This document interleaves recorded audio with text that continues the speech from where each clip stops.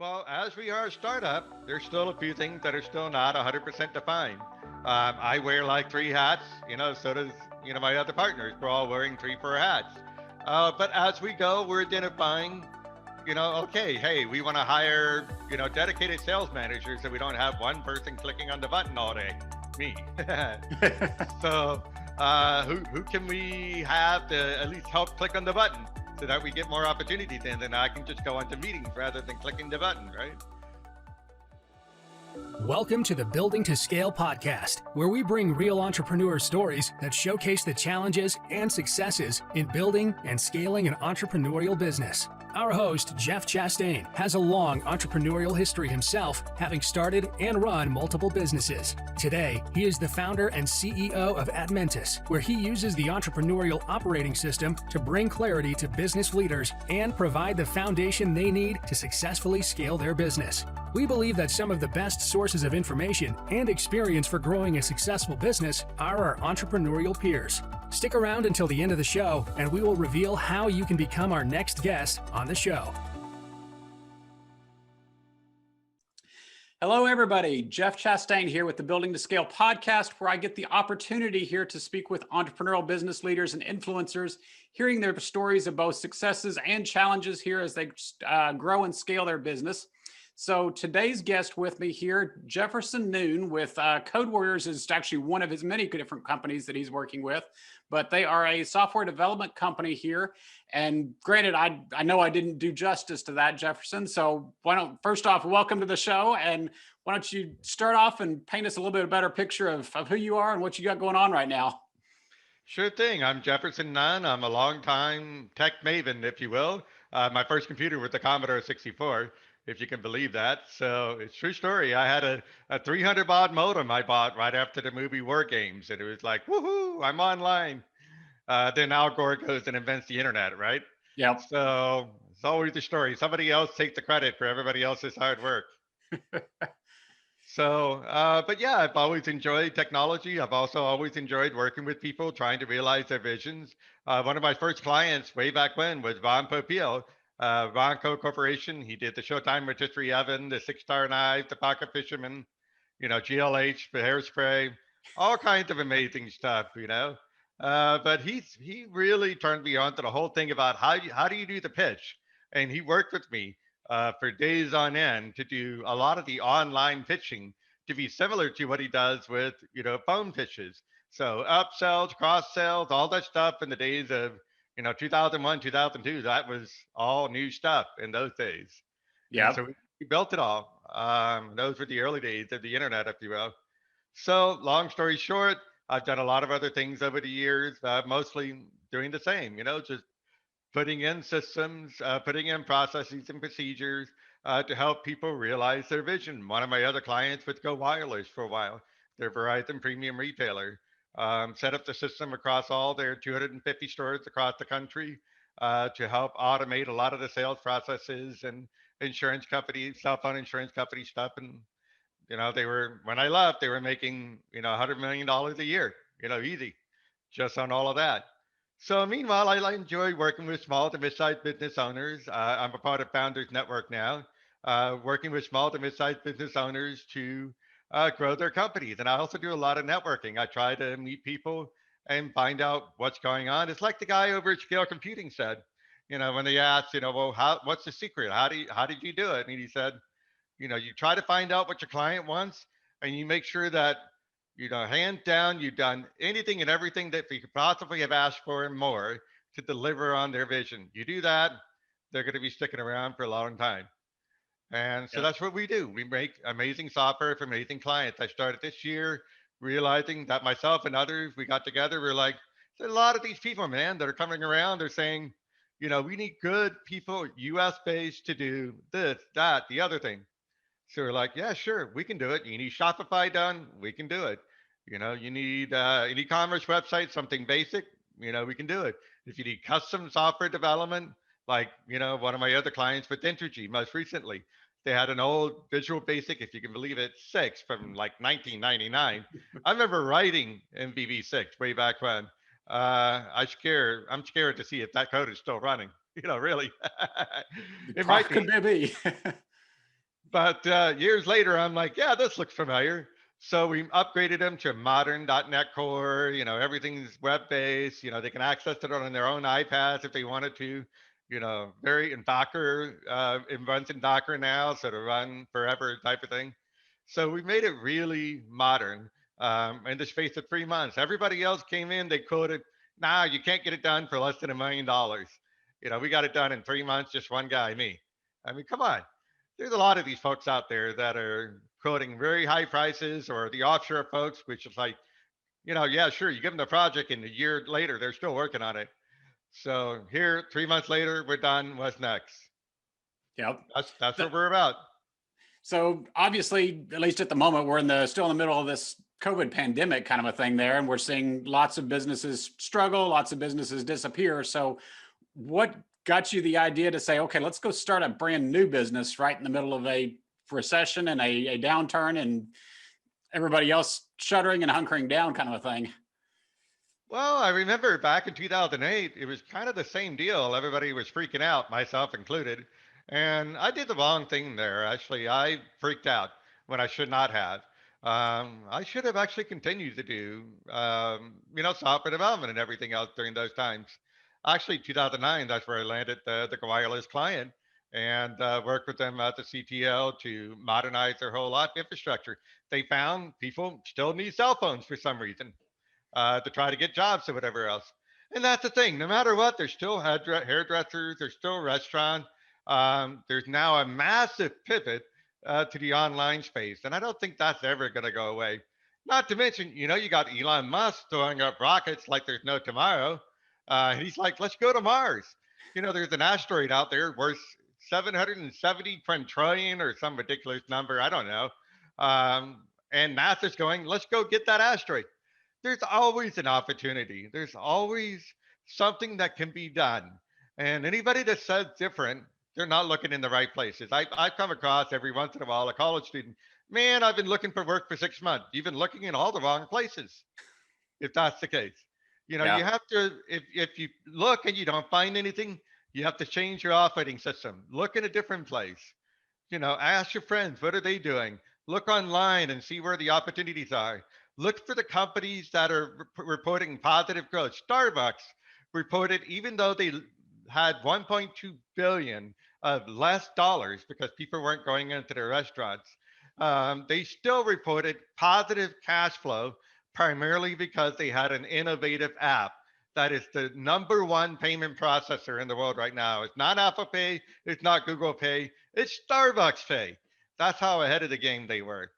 So that's where you got to look to, and you go, okay, there's some opportunities. People need delivery. People need, but rather than being a delivery driver, come on, man, anybody can be a delivery driver. Why don't you set up some kind of a delivery network for what people need? There's opportunities there. One of my other clients is Solve.care, an amazing platform. I've been reporting on them. If you Google me, you can find my Forbes article. I picked up on them 2 years ago. 2018, I was like, this is going to be huge. And they're starting to become really huge. I mean, before you go, nah, that's another one of those cryptocurrency scams. They don't do anything. They're actually in operation. They have like 10 different company networks around the world with doctors and patients using their platform right now. It works. And you go, well, what's different between Solve.care and me going to Blue Cross and using my healthcare? Well, Blue Cross takes 15 cents out of every dollar that you ever give them, by the way. And on top of that, they keep jacking up the rates because that's how they make more money.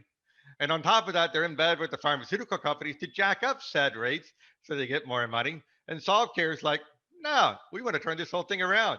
Make it so that you have doctor, you have patient, and you can get the care that you need.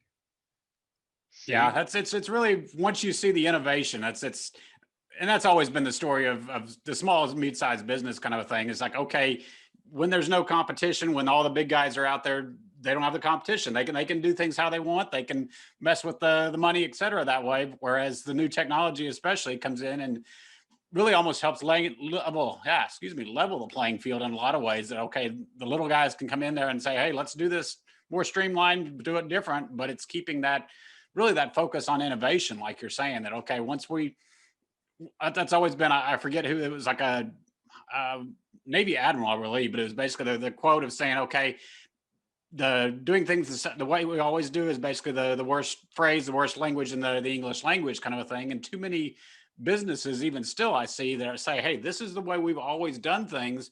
When it's like, okay, you got a major pandemic, a major change right now.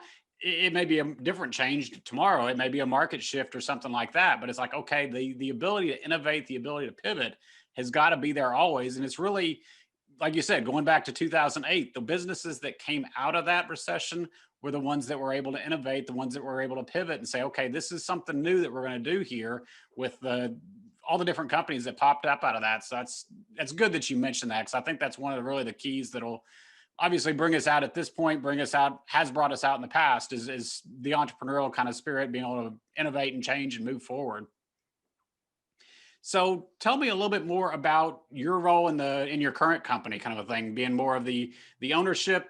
I'm guessing here, less the frontline coder. What's your kind of, how did you change into that role, or what do you see the differences in that role these days? Well, like I said, a few of us got together and were like, let's do this. And since I knew how to do business, that is to run a business, I've run one before, a software development company from 2003 to 2008. I was like, it's no problem to do it again. So I handle basically all the regulation side of things, you know. Meanwhile, my partners, they all do coding or graphics or whatever it is that they do well. That's what they do. I have a project manager as well, keeping track and making sure that we're staying on task. We do agile, for example. He's the one that runs all that because I definitely can't wrap my head around that. So and that's the key.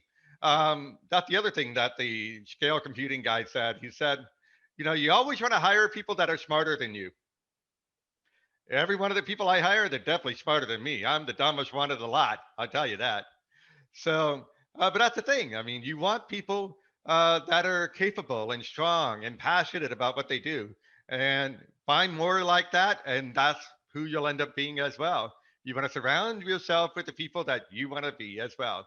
They'll keep you on track, and you can help keep them on track. No, it makes perfect sense. And especially if you look at specific areas, like you were saying, one partner's in graphic design, one partner's in project management.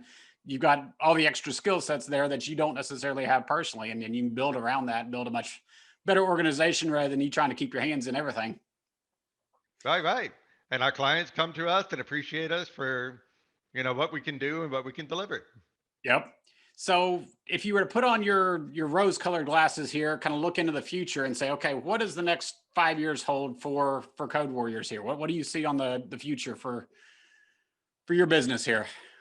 Well, we will continue to innovate. We're not doing just development for other people, but we also do development for ourselves. In our downtime, as we have a clock cycle here or there, we're working on some internal projects that we expect to be delivered by 2022.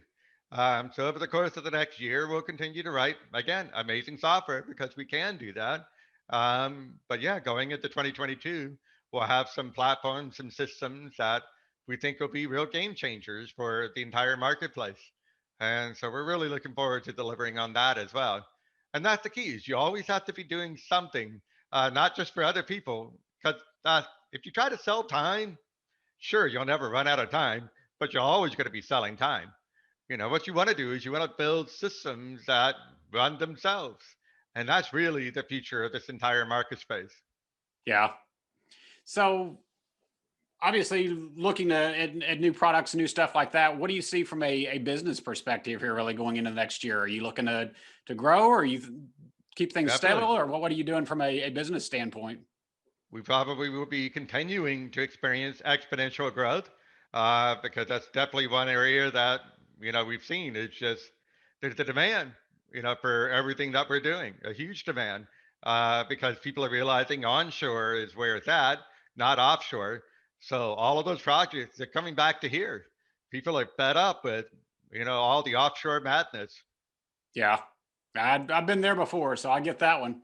So you mentioned before earlier you had another software company going back into 2008, and then obviously decided to start this one here. So when do you recognize kind of the struggles that, from a leadership perspective, what struggles were you facing at that point that led to that one being closed versus the innovation like you're talking about, saying, okay, start this new venture now? What's the difference? What did you learn between the two?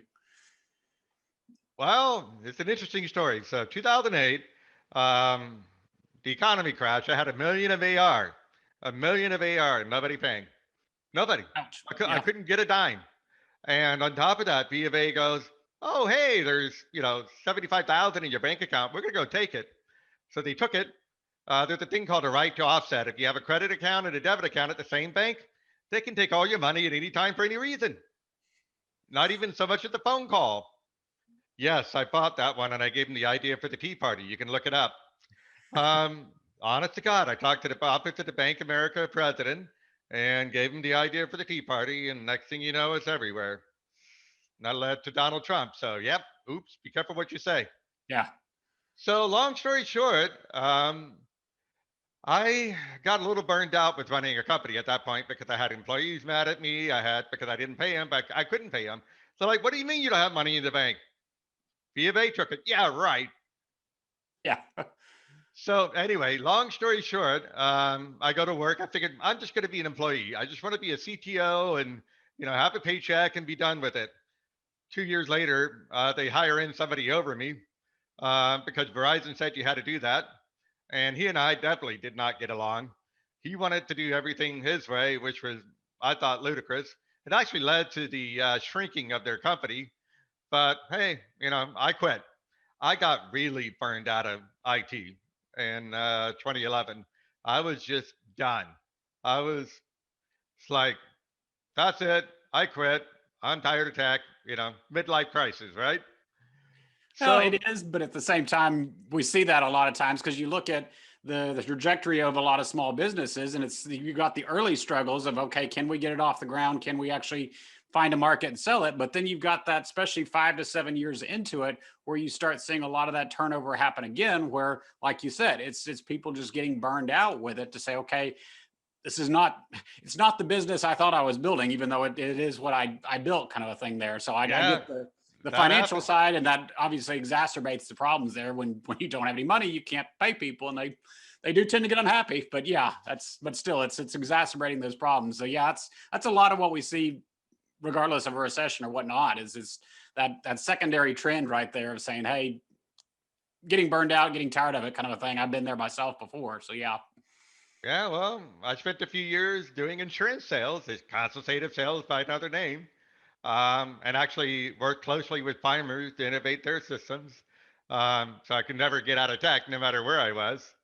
Um, and then come out here to Texas a couple years ago, and I'm like, I think it's time to get back into software. So I do it on my own, some small contracts here and there. And well, COVID hits and we're on this upward trajectory. People come to me and go, hey, do you know anybody looking for work? And it's like, funny you should mention that.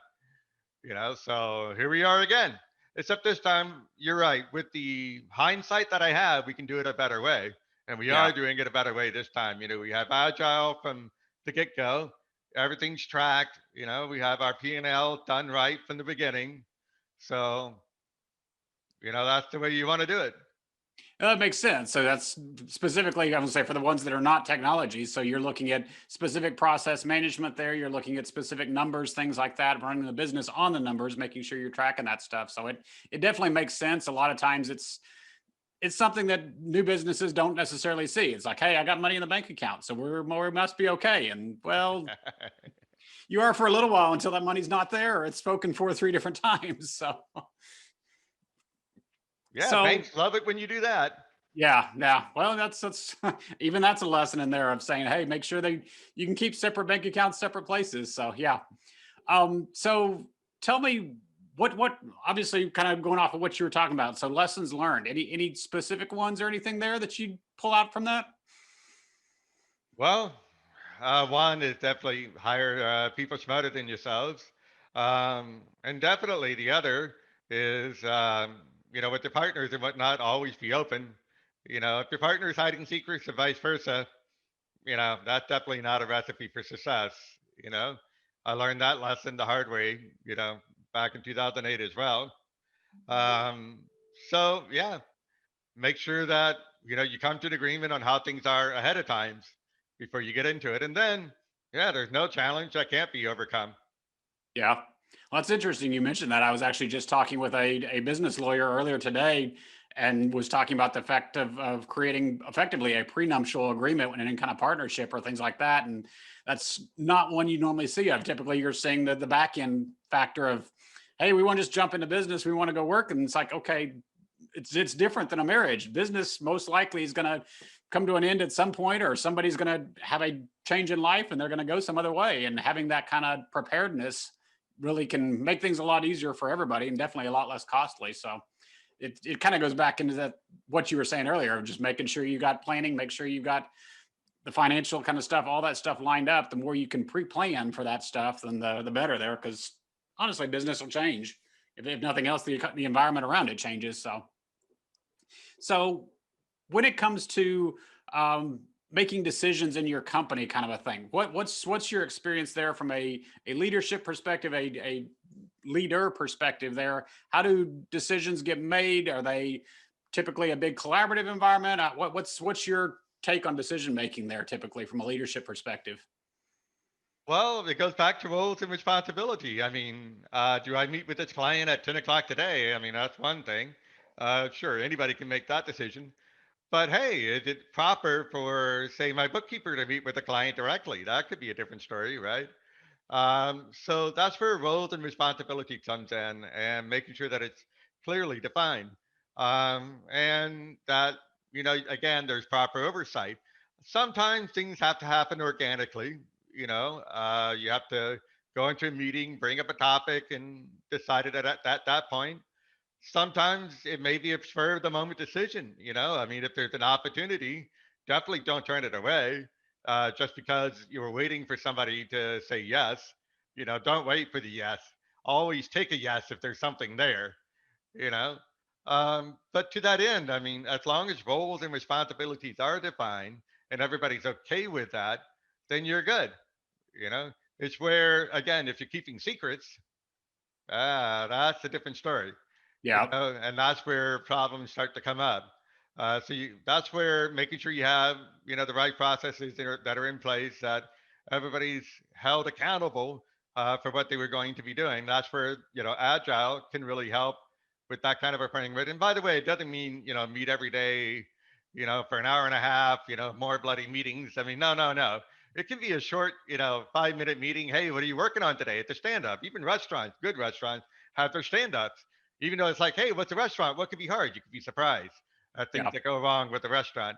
By the way, don't ever open a restaurant. They're almost always doomed to fail. So, but that's the thing. It's like there's plenty of opportunity that's out there, and my role is to go and try to find those opportunities and bring them in. That's my role. I have others that are, tasked with skinning the cow and, parsing it out and, cooking it and serving it to our clients. But my job is to go find those opportunities, and that's what I'm good at. And there we are. As long as we work together as a team, there's nothing that we can't overcome. And that's the thing. It's not so much one person anymore these days. It's making sure that you have a team. It's like this. Have you ever heard of a boy band that consisted of just one person? Yeah, Yep. no. Yeah. There are a few crazy guys out there, but they're few and far between. Most times a band is like 6, 7, 8 guys. And then you have that wow, amazing performance. Yep.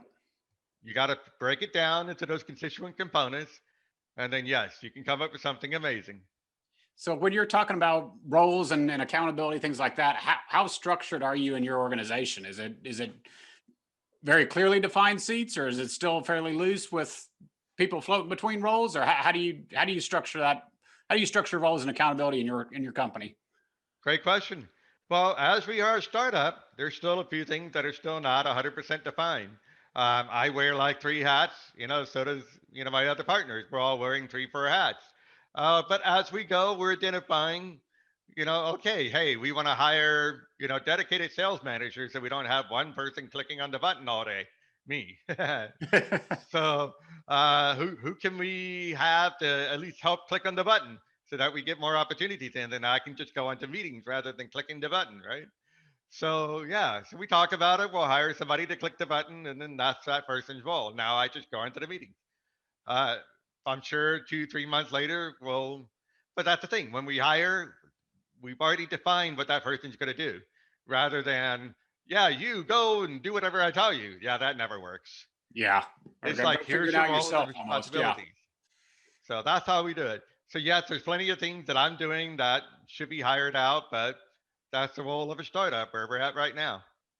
Definitely so, but at least you're identifying that separate hats, like you're saying, kind of a thing there, and then especially the key to me about defining the role before you go hire it, because I see too many times that it's just, hey, we need somebody over in sales, and you bring them in, and it's like, well, go sit with the sales team, and good luck, kind of thing going forward. It's like that's not a great use of resources for sure. They're kind of floundering, and you're not getting what you're spending your money on for sure that way. Well, if you ever want to go down a rabbit hole, there's a great subreddit called Malicious Compliance that makes for some very interesting reading. Okay, so bringing this back around, what's any specific tip or strategy kind of a thing that you wish you knew 2008, that journey, or just anywhere in your past kind of a thing, that one of those of, hey, if I had just known this business today, it'd be a lot easier? Well, don't be afraid to go after opportunities. That's really what happened to me in 2008. I was like literally just afraid to start up another company. And I should have, because there was actually, even then, there were some amazing opportunities that I think I realize now I passed up. Um, so don't be afraid of opportunities. There's always something out there, and don't be afraid to talk to people. I mean, I can't tell you how many times I come across somebody and they're afraid to pick up the phone and call somebody. It's like, really? That's probably one of the easiest things to do. Well, I know everybody goes to voicemail now, right? But still, there's instant messenger, there's chat, there's LinkedIn, there's all these different ways that you can connect with people. And especially considering today's climate, everybody's interested in something new, something different, something exciting. Because anybody can turn on the TV and, turn on the fear vision. Forget that. They want something fresh, something exciting. So if you go and bring to them something exciting, something fresh, you got their attention. And there is, I'll say it again, plenty, plenty, plenty of opportunity. I mean, think about it. The SpaceX guy, Elon Musk. I mean, yeah, I know the guy's a little batty and God knows how many drugs he's probably on. But dude, how many other people would go wake up one morning and go, man, I wish there was a tunnel under LA. And then he goes and does it. Yeah. I mean, that just goes Talk to about a show dreamer. Yeah. if you're afraid to dream, it'll never happen. Yeah, yeah, and I even put that back to, like you're saying, being afraid of picking up the phone. It's like, worst case, where are you going to get it? No, that's better than I don't know, or that's better than an ongoing question kind of a thing. It's like you're going to have to go through no's in order to get to a yes. But if you never do it, if you never even ask the question, you're sure not going to get the yes. Exactly. I mean, it's like this. I mean, just early childhood story, and it's always stuck with me to today, at least in how to identify an opportunity, right? So I was, the usual thing, in charge of selling chocolates, right? And then I realized there were neighborhood areas, right, where, certain areas had more kids than other areas. I realized that. And then I was like, well, if I ride my bike, 15 minutes, I can go to this other neighborhood. There's not so many kids over there. It's much more of like a retirement community. And I bet you I can make more sales. And sure enough, I did. None of the other kids ever rode to that neighborhood. They were just selling chocolates in their own neighborhood where everybody else is already selling Already doing it. chocolates. And I go right over here, 15 minutes, and I sold out 15 boxes of chocolates. Number one salesman. Yep. Well, it's like you said, it's thinking outside the box, it's innovating, it's looking at new ways of doing things rather than doing it the same way everybody else always does it. So yeah. So Don't be afraid to try something new, anything new. It's like this. Well, I don't know coding. There's cryptocurrency. I know. We just talked about it a few minutes ago. But hey, there's a programming language in cryptocurrency. Well, I can't figure out how to program. There's sales opportunities in cryptocurrency. You can make 10% of sales on the solve.care. So if you bring a doctor onto the solve.care network, you get 10% of their money for the next year. nice. Yep. That could be a lot of money just for bringing one guy onto the platform. Can you bring Yeah. 100? You'll be retired in a year. All right. Well, unfortunately, we're not going to wrap it up here. Just getting short of time. But last little question here is simply where can our listeners go learn more about you and get in contact with you if they've got questions? Well, my personal website's up at jeffersonnunn.com. I'm happy to talk to anybody, anytime, any reason. My professional website, warrior.software. We're available for anything y'all need done. Okay. Yeah, we'll get both of those in show notes here so you can click on the links below here once we're done. And other than that, I've enjoyed the conversation here today and really appreciate you taking a few minutes to spend time with us. Likewise, it's been awesome. All right. Thank you very much.